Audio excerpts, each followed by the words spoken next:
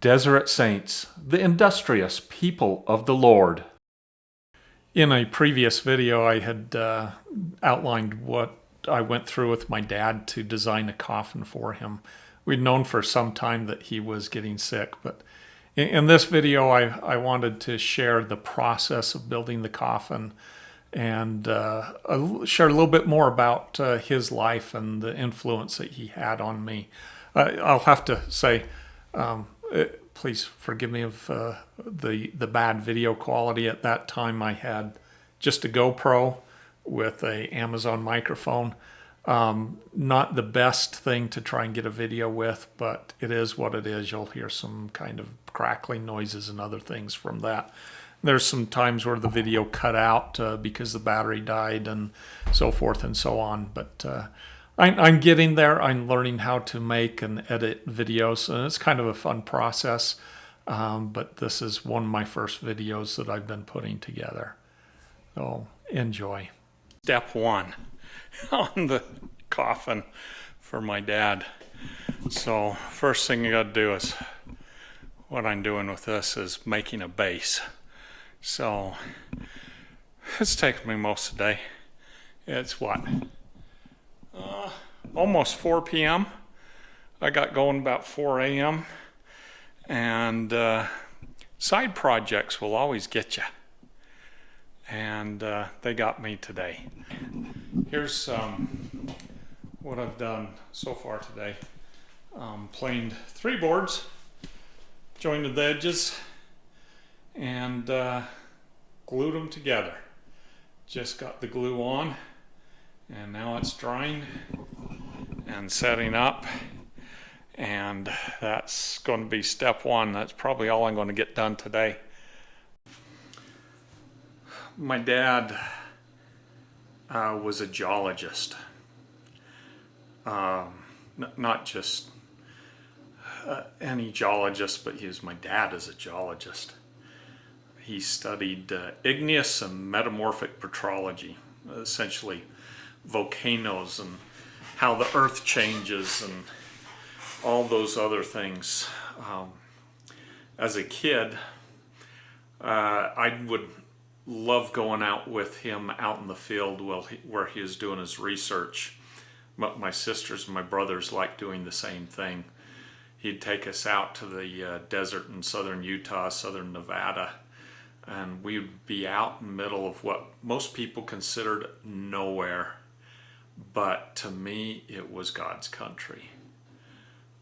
Beautiful mountains, no cities, no smoke. We would go out there for days at a time. At night, we would take a canvas. Dad had a big, heavy canvas. Is brown in color, brownish tan, and it had ropes at the corners and some grommets down the sides. And he'd spread that out on the ground at some spot. We'd take a mattress, we'd lay it down, put a sleeping bag on top of it. How we never got bit by a rattlesnake, I don't know, but and we'd sleep out under the stars, nothing over our head, no tent. And he'd point out the stars and the constellations. He showed me how to find the North Star. You look at the Big Dipper and follow the 2 stars on the end of the Dipper to the North Star. And using the North Star, you could always find your way back, which way was north. It wasn't until later in life that I found out the North Star is actually 3 stars. A large star, Polaris A, a second star that orbits at Polaris AB, and then a third star that orbits quite wide around it, Polaris B. Kind of like symbolically God the Father, Christ, and the Holy Ghost, and that direction in life. But Dad would take us sometimes on field camps. He taught at BYU for over 33 years, so I don't know how many thousands of students he had. I remember one time going with him down to Medina, and we spent, I think it was a week and a half, 10 days or something like that, down in Medina, Utah. It's pretty much a ghost town now, but at the time we stayed at what used to be the city hall. It had a leaky roof and stuff, but don't worry, it just doesn't rain there in the summertime anyway.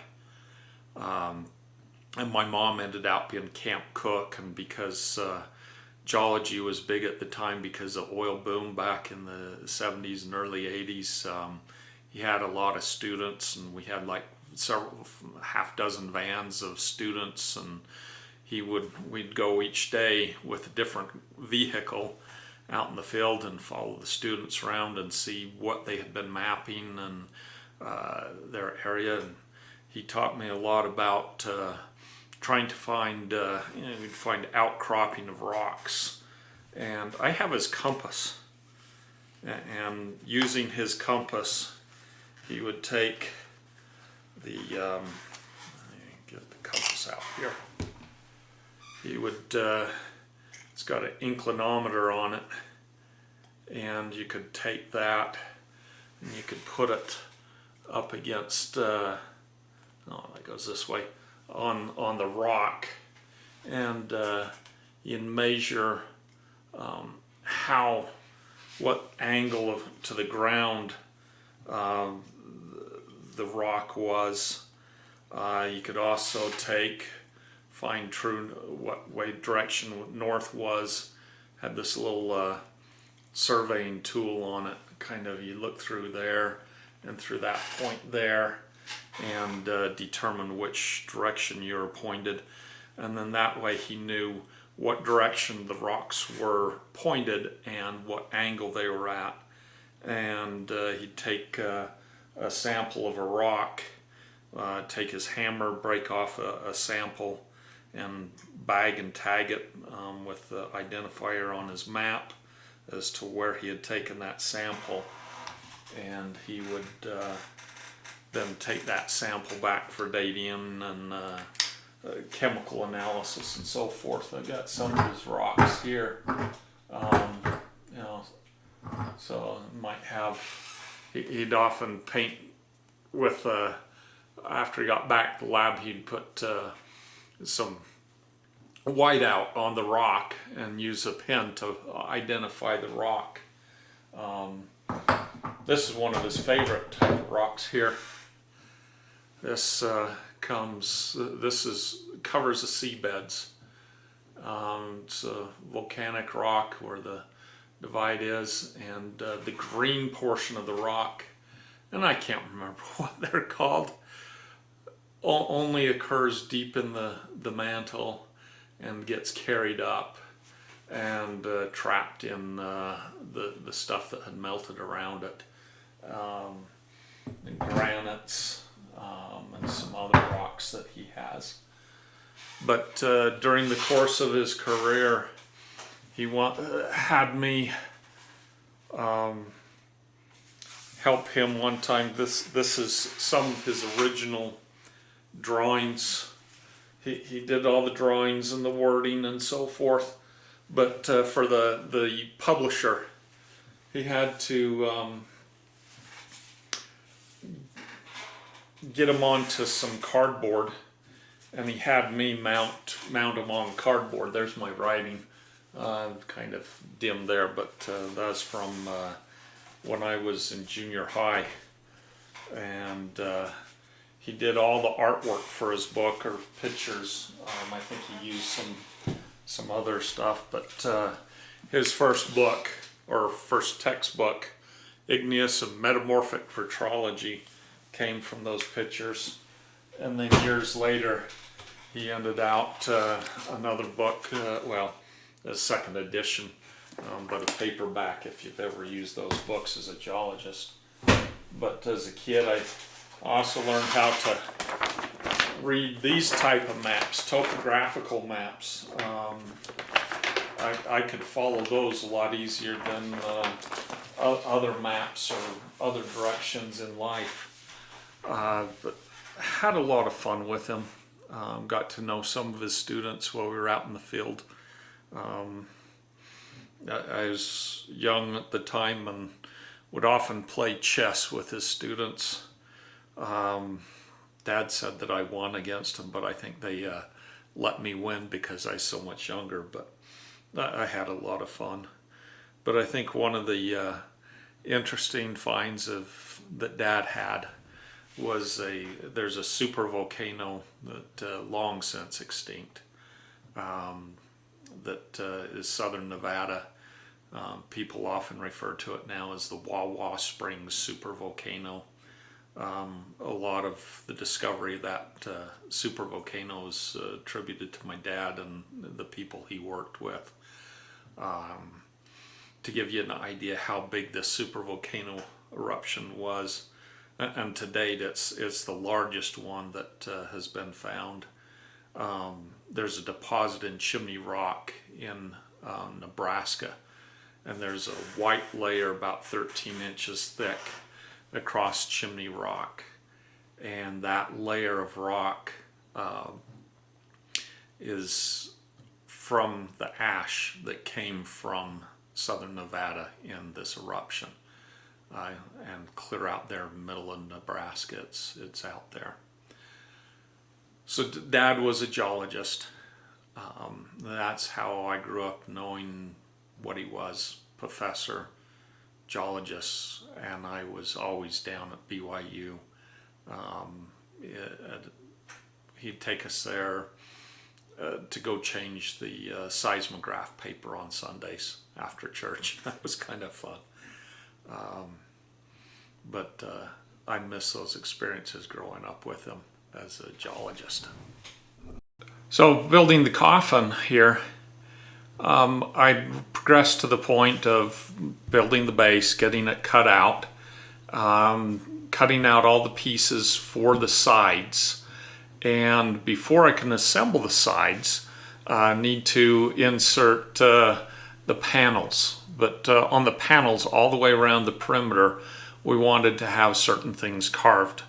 Now, Dad wanted the names of all his kids along the sides, and he also wanted the name of my mom on it. And so what I'm doing here is engraving along the sides mountain ranges, go along with the geology that he was involved with over the years. And then at the head, put in a temple with my mom and him, and the Salt Lake Temple. And then at the feet, a tree of his roots, his mom and dad. And so it's kind of a tribute to not only my dad, but my mom and my grandparents.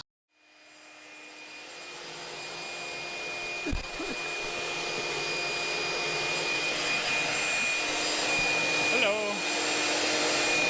So, got short sides, mountains on those. And now the longer side, we're going to put across the bottom. And we're going to put the names of all those kids across the top of the mountain.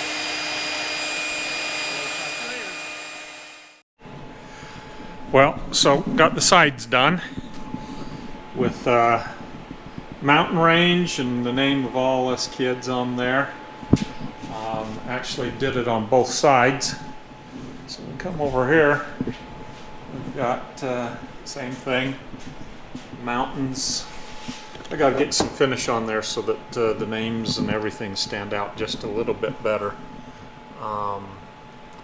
Whereas in this lighting and so forth, it may not be showing up very well. But on the short side pieces, just went with a single mountain on both of those. And then I think I've shown you previously. So I got a tree with my grandparents' names on that. So son of Frederick Mansell and Vera. And also the fact that Mom and Dad were sealed in the Salt Lake Temple, Myron and Vivian, sealed for time and all eternity at the head. I think that's going to call it a day. I got to get dinner ready. I got to get Marcy in bed and get to bed myself. So talk to you later. Hello. So yeah, I forgot to video it, but anyway, got the side panels glued up. So we got short side, the head, the foot piece, and then the two side pieces glued up and then clamps on the other short side. So we'll get those out of the clamps. That's nothing really big to see, but and then I got to figure out the side project. I did some testing trying to figure out how to miter the ends as far as getting the accuracy I need. And on the miter box, had it tilted down, but couldn't get the accuracy I need. So I need to get it set up so that I can do it on the table saw. But I need a sled for cutting at the angle and precisely and so forth. So that's a side project. Build that first, and then I'll cut the ends and go from there. Talk to you later. When the Provo Temple was first built, I was just old enough to go out onto the balcony, climb up on the banister a little bit so I could see a little bit better over the trees and see the cranes lowering beams and other parts into place for the Provo Temple. And so I had a lot of excitement about the temple because everyone was excited about it, but I had no idea what it was for. But over the years, Dad has taught me a lot about the importance of the temple and going to the temple. He enjoyed later in life serving in the temple and going to the temple. He would often go several times a week. His favorite thing would be, well, if he could get one of his kids to come to the temple, he had arranged to officiate in that session, especially if one of his kids or grandkids was going through the temple to be endowed. He would ensure that he could be the officiator in that session in the temple. There's so many wonderful things in the temple. If you haven't been, I would highly encourage you to get there. And if you have been, I would encourage you to go often. And when the Provo Temple was being torn down to make room for a bigger, a newer temple, kind of sad to see it go, but happy to see progress in the church. About this point in the project where my son came down for a visit. Actually, it was for his open house. He and his wife had recently got married, and they came down to have an open house nearby, and he spent a day or two helping me work on the coffin. I'm kind of proud of him. He's actually turned out to be a better woodworker than myself. And I'm really glad to have his help with me on this project that is so important to me and for my dad.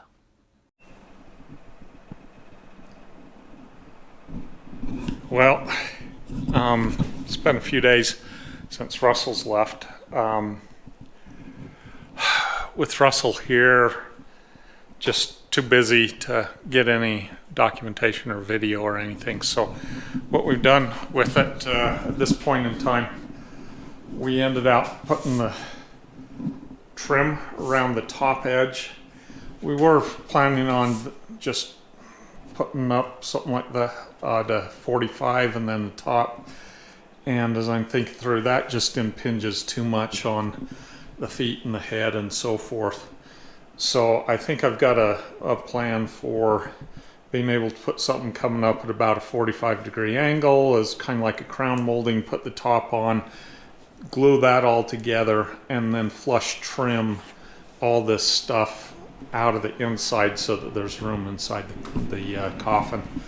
But you can see it's making some good progress all the way around.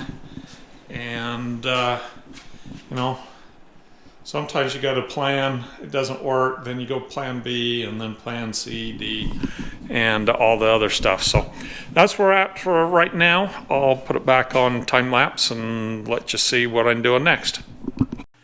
In the church, there's a position called clerk, and I think it runs in the family for me. My dad's dad, my grandpa Best, apparently was ward clerk for many years. This is back in the 30s and 40s, back when bishops served for at least 10 years.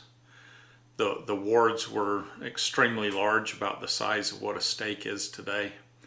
They didn't have assistant clerks at the time, so you had one clerk did the finances, the records, all the other stuff. Back in my grandpa's day, the clerks took care of notes, meeting notes. They took notes of what was said in sacrament meeting, and sacrament meetings were much longer back then.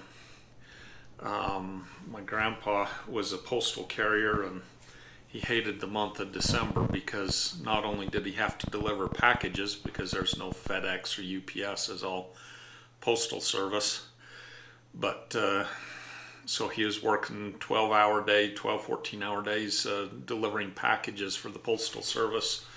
But he also had to do year-end stuff for the church and tithing settlement and get all the records, and it was all done by hand without computer. My dad recently gave me this book.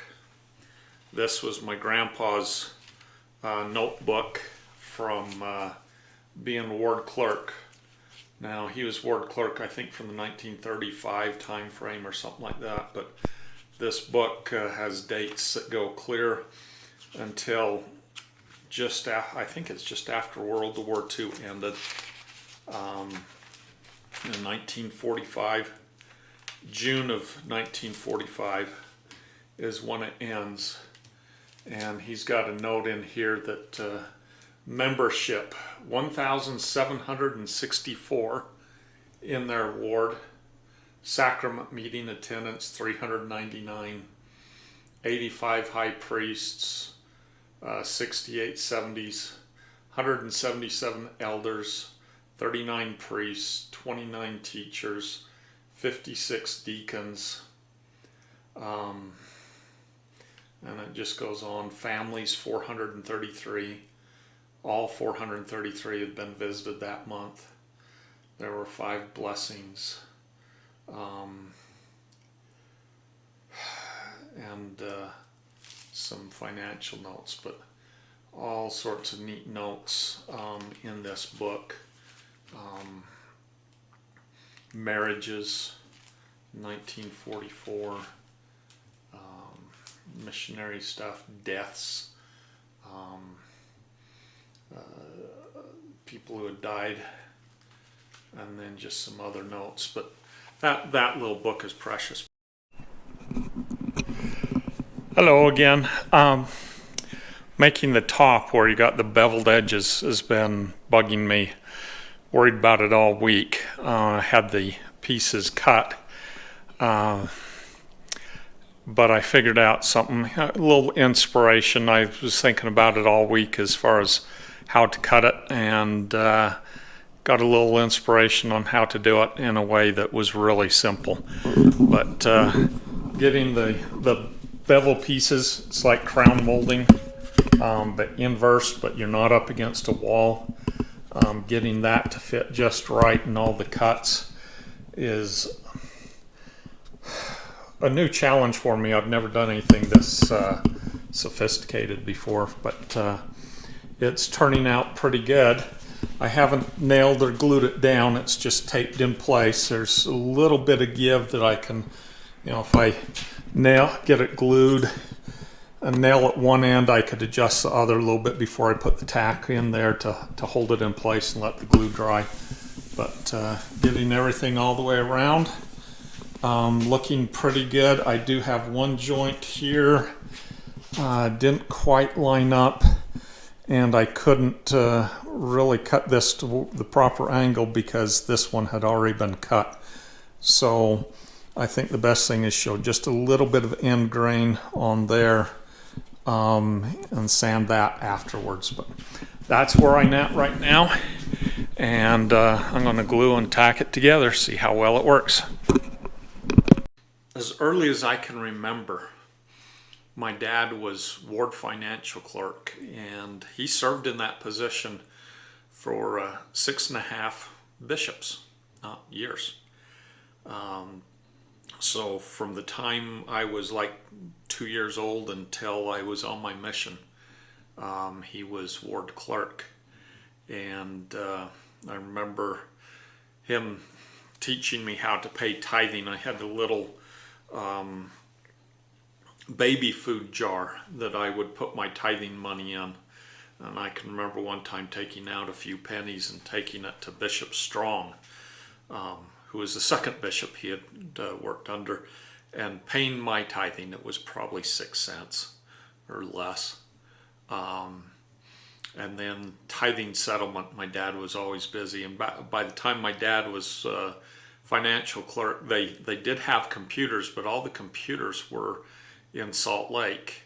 And my dad had to type on these forms all the tithing information and donations into this slip, and he had to put a capital A in a particular box, because what happened is the paper underneath it is a special carbon copy paper. The computer had little fingers that would read the letters by running over the paper and decipher what was there, but it needed to know where that letter was in order to read the rest of the form. And if he made a mistake, he had to discard that particular form and start over on the strip of paper.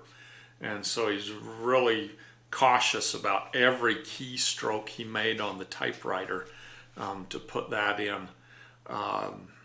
And over the years, I knew him as the ward clerk.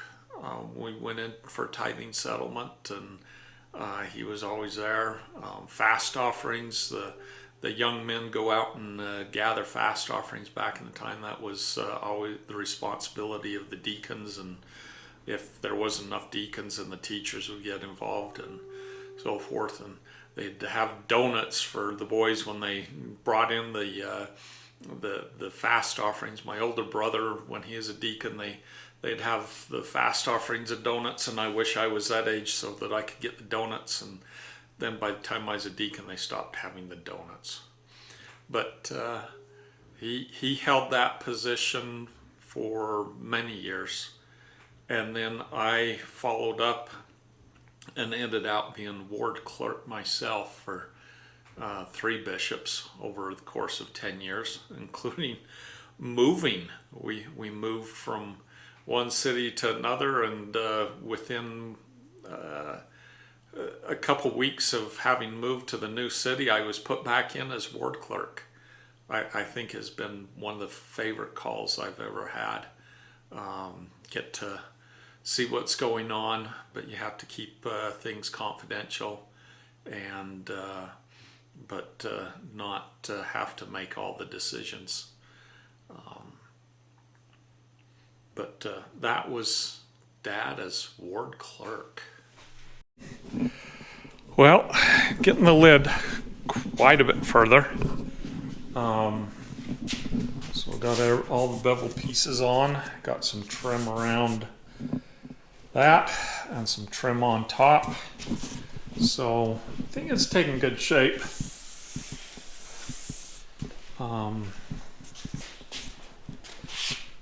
Yeah, these corners cleaned up pretty good too, so I'm happy with that.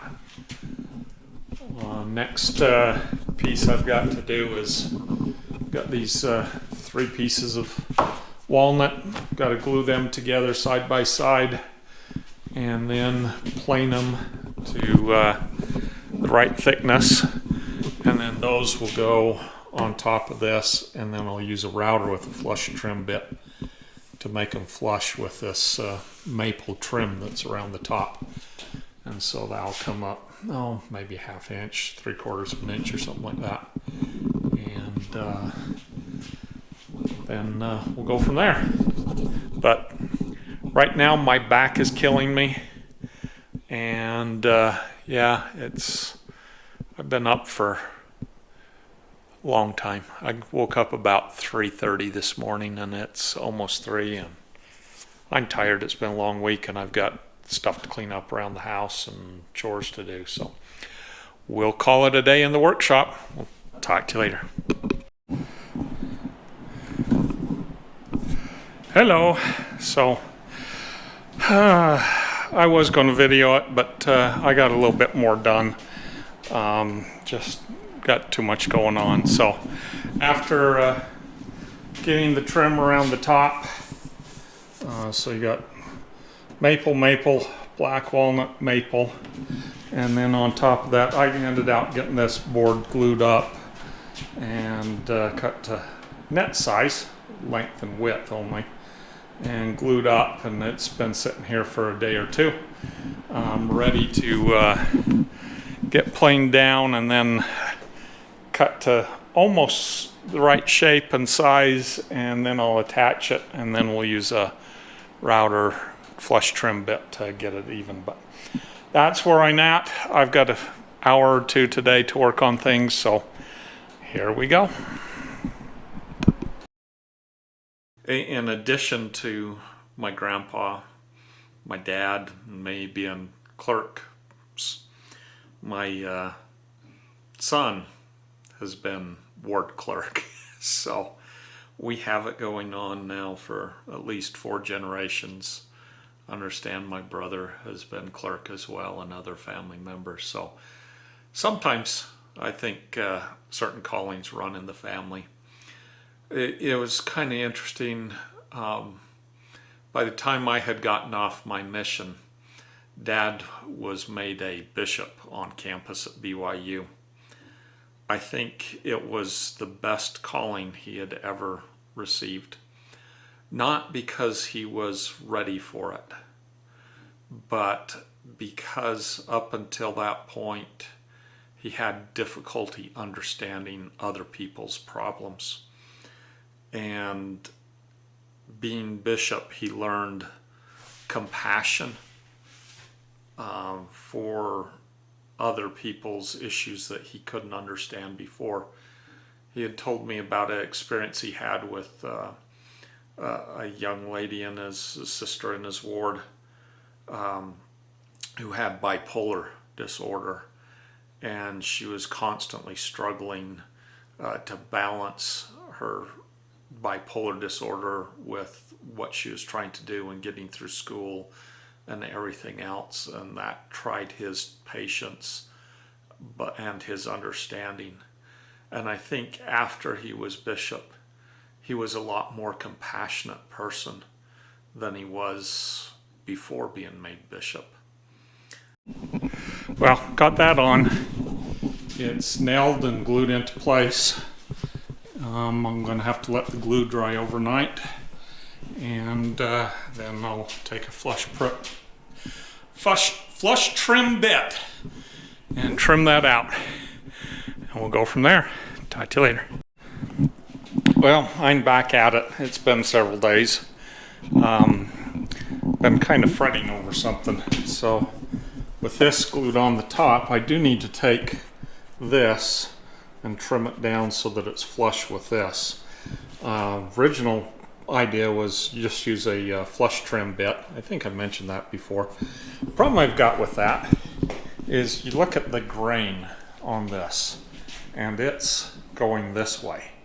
And this is a slight angle like that. And with a flush trim bit, it turns this way. And the sharp edge, like a knife, is going to hit that edge and curve this way and pull the fibers out. So it gets pulled out like that. And when you do that with wood, sometimes you can get a chip that's not just a little tiny sawdust chip. It can be that long, 4 or 5 inches long, and take out a big chunk of wood. So what I'm needing to do is come up with a different way of trimming that on this edge. If it was straight, just straight grained, wouldn't be such a big deal. The other thing is down here, where the fibers are running this way, as it comes around, you're actually just cutting the fibers off. So it's not going to chip here, but back here it will chip. So ended out 3D printing a little jig that I can put in here, where this rides up against there. I'll mount this on a router with a router bit going in there, and I'll put the router bit flush with this surface here and go around, and that should minimize the amount of chip out. Well, I'll get it mounted and we'll try it out. Talk to you later. Well, here goes nothing. So I got the router all set up with my 3D print on it. The router bit inside. This will ride up against the maple, and this will sit flat on the top. And hopefully that will trim it without splitting out. So I'm going to set you off the side here, let you watch. Either I'm going to be really happy or I'm going to be really sad. We'll see.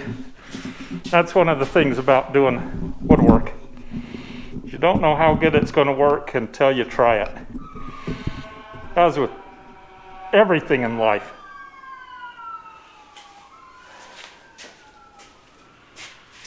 Okay.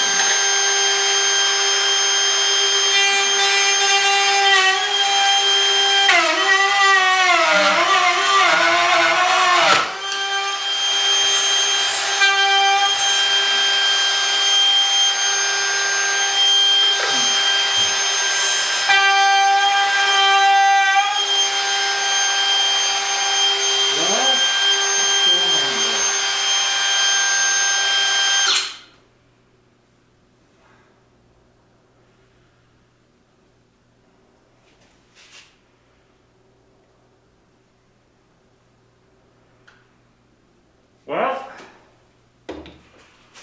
that didn't work. The bit broke.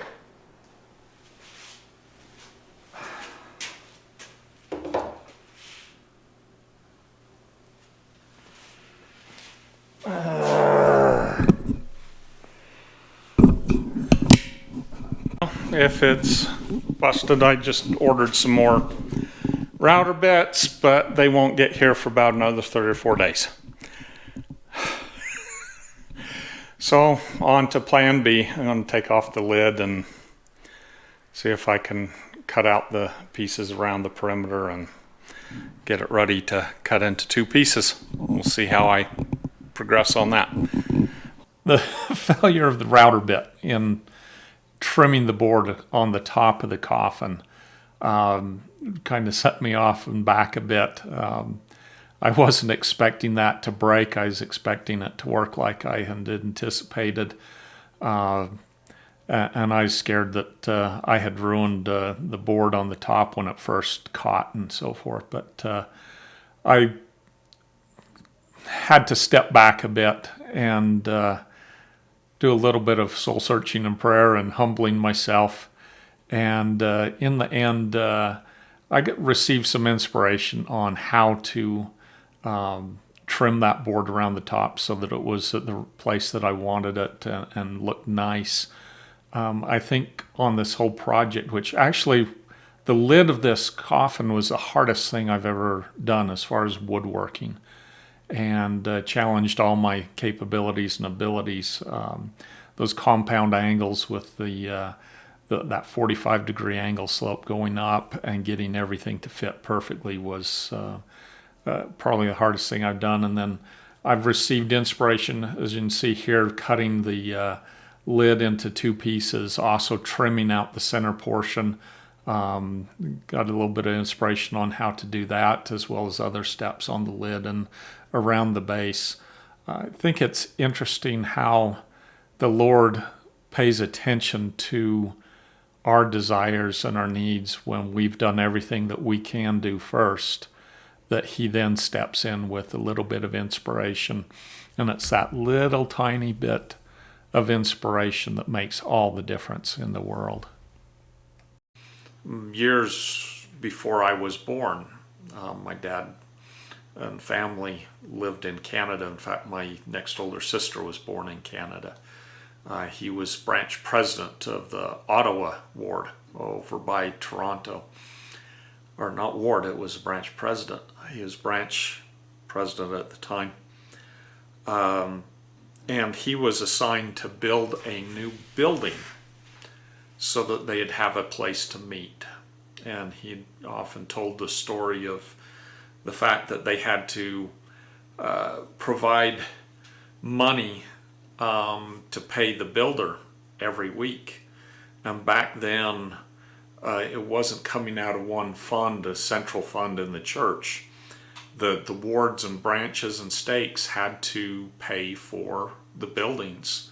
And it was subsidized by the church in Salt Lake. But he had more than one occasion where at the end of the day, Friday, money was due to the contractor for the week's work.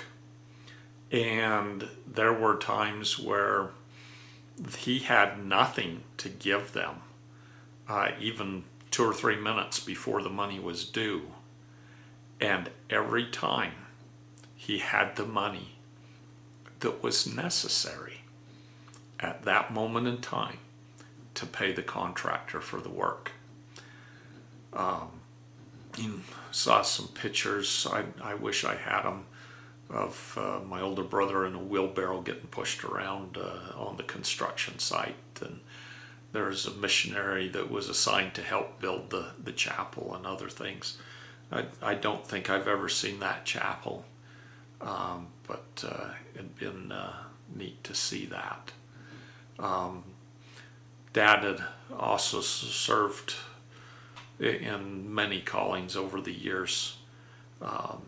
Mom and Dad served a mission in Saskatoon, Saskatchewan, Canada, among the Cree Indians, helping with the service up there after Dad had retired. Well, it's a day or two later, Monday. Got the lid, or the head portion of the lid on the CNC mounted. You get this completely flat, so I cut some boards the same width and put them underneath and then shimmed up the edge, because there's going to be a variation on the height here versus the other side.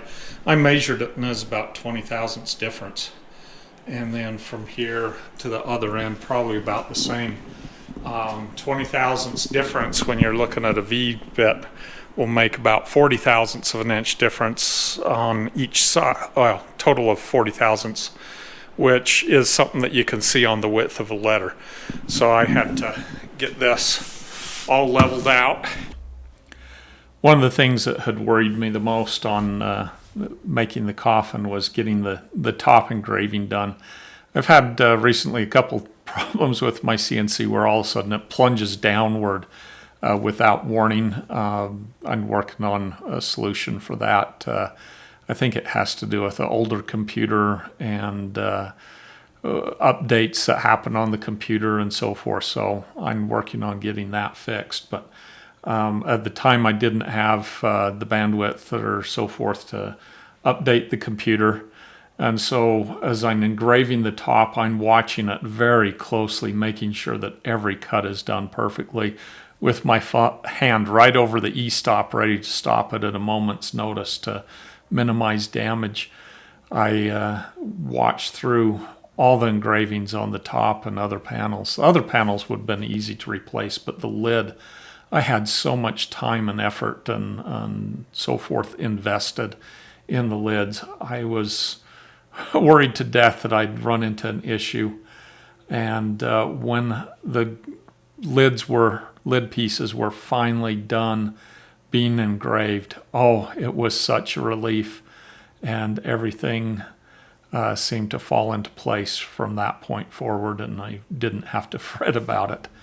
But I was really happy with the results of the engravings on the lid, both at the head end and the foot end. Wow. It's nerve-wracking when I got so much work on the CNC.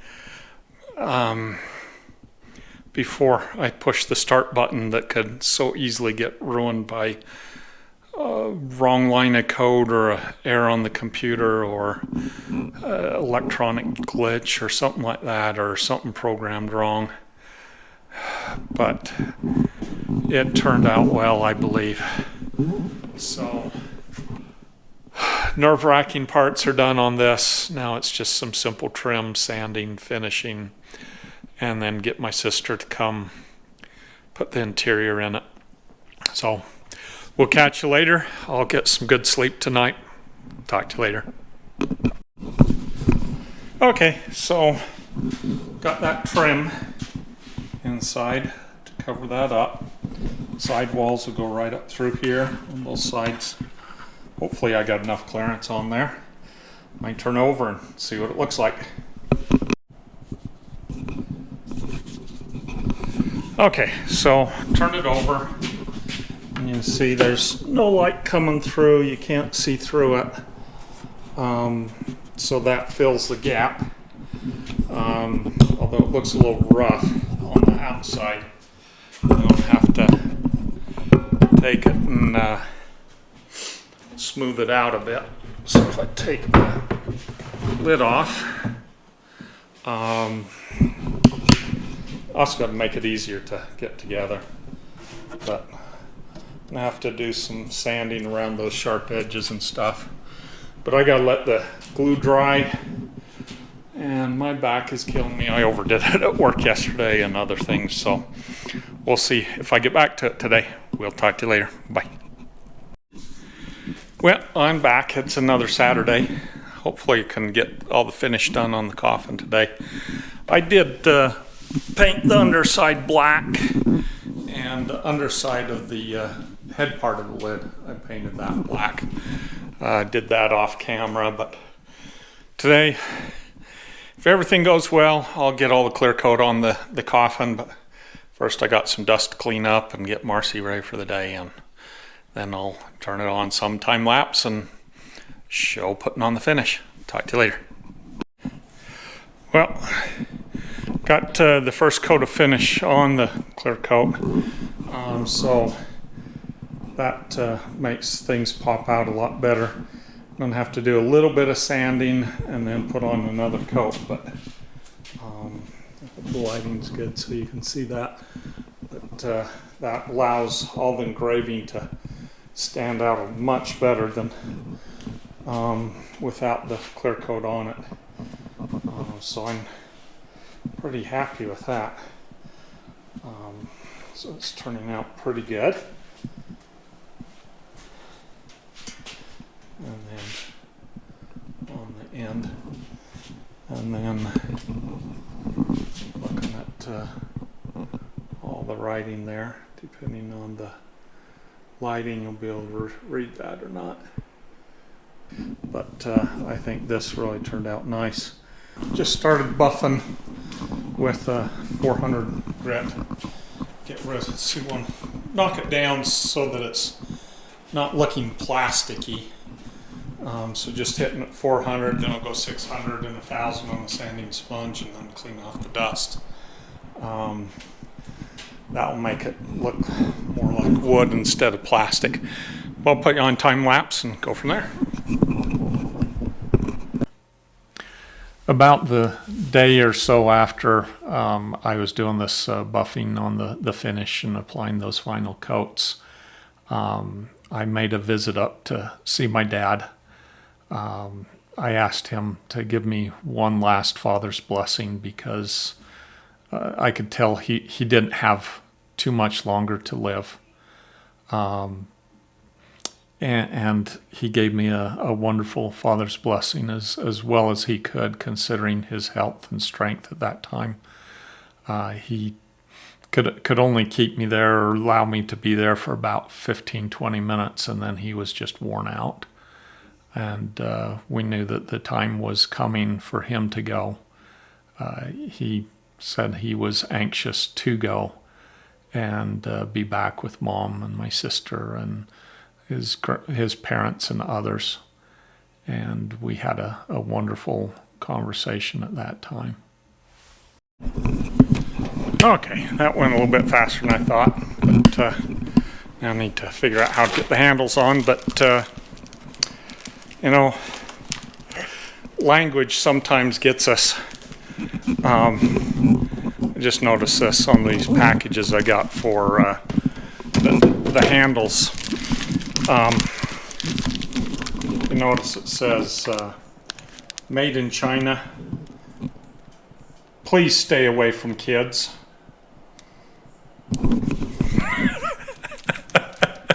That actually reminds me of a time I was traveling from China into Hong Kong and took a ferry. And it was a new ferry, new terminal, and so forth. And the sign on the wall said, selling time, S-A-L-E-I-N-G, selling time instead of sailing time. I'm sure I make bigger mistakes than that in language, but sometimes you just got to laugh at yourself. Okay, so everything I can do is done. Just need to get my sister to come over and put in the interior. But, there's the finished coffin. All ready to go. Son of Frederick Mansell Best and Vera Seville. And Saville, that is. Myron and Vivian sealed for time and all eternity. And then children, Karen, Jenny, Carl, Teresa, Katrina, Richard, Laura, and Tyler. Jesus is the Christ, the Son of God, my Redeemer and Savior. Because he lives, I shall live again. Myron Best, Son of God, Son of the Covenant, disciple of Jesus Christ, son, brother, husband, father, grandfather, great-grandfather, branch president, ward clerk, bishop, missionary, temple worker, friend, neighbor, teacher, mentor, geologist, author, scientist, carpenter. Glad to have it done. Are you? Yep. Okay. A few days after I had the finish on the coffin and everything done that I could do, it was about a week and a half, 2 weeks after I had it all done, my father passed away in his sleep. They found him in the morning as they brought some medication to him and figured that he had passed away an hour or two previous to that. On March 13th of 2026. Shortly after that, my sister was able to come over. She'd been working on the lining for the coffin, and we put in the lining. I didn't get any video of putting in the lining, but got a few pictures, and I think it turned out really well. If you ever get a chance to build a coffin or a casket for someone and you're a woodworker, I would take it. It's an honor to do that. I certainly enjoyed it. I probably have about 100 hours into making and building this coffin for my dad.